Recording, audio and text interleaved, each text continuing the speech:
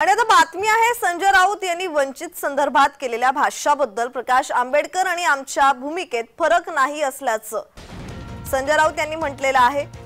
आंबेडकरांसोबत जागा वाटपासंदर्भात चर्चा सुरू असल्याचंही संजय राऊत यांनी पत्रकार परिषदेत वक्तव्य केलंय. तर लवकरच मवी आणि वंचितचे नेते मिळून बैठक घेऊ अशी ही माहिती संजय राऊतांनी पत्रकार परिषदेत दिली आहे.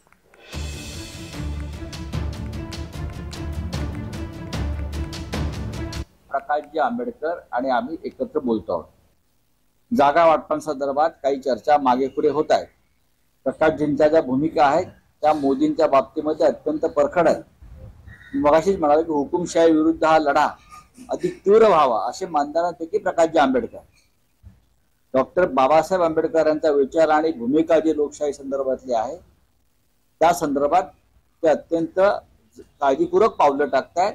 आणि वंचित बहुजन आघाडी आणि शिवसेना एकत्र आहेतच.